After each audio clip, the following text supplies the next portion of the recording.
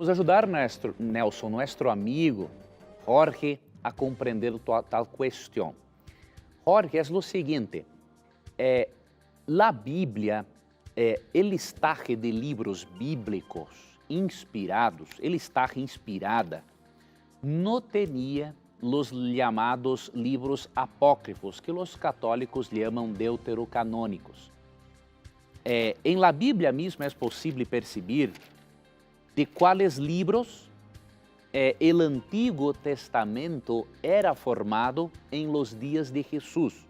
Obviamente existiu uma tradução, a Septuaginta, que foi uma tradução do hebreu para o grego, que na Septuaginta existiram livros apócrifos, pero a relação de livros inspirados del cânon ou listaje de livros hebreus não tinha os apócrifos. Mira, por exemplo, como a Bíblia de Jesus, a Bíblia hebrea de Jesus era composta. São Lucas 24, 27 e depois 44. E começando desde Moisés e seguindo por todos os profetas, les declarava em todas as escrituras lo que de él decían. Todas as escrituras de Jesus eram compostas de Moisés e los profetas, ou seja, los 5 primeiros livros de la Bíblia, Gênesis, Levítico, Números e Deuteronômio, escritos por Moisés, e por los demás livros do Antigo Testamento. Ou seja,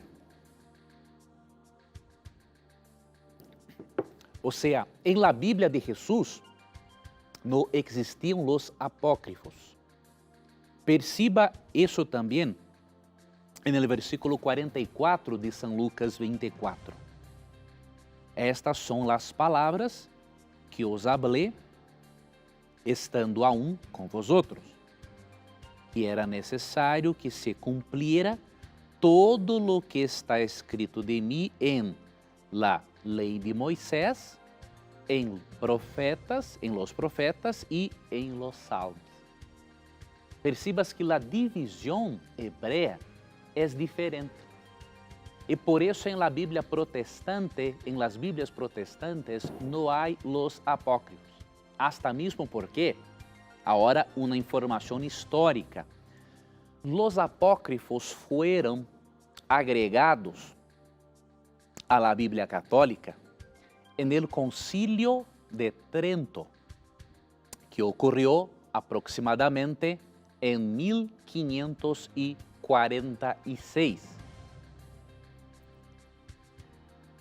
E por que os livros apócrifos ou deuterocanônicos foram agregados em la Bíblia Católica em 1546? Por lo seguinte, os teólogos católicos tinham de dar uma resposta para os teólogos protestantes.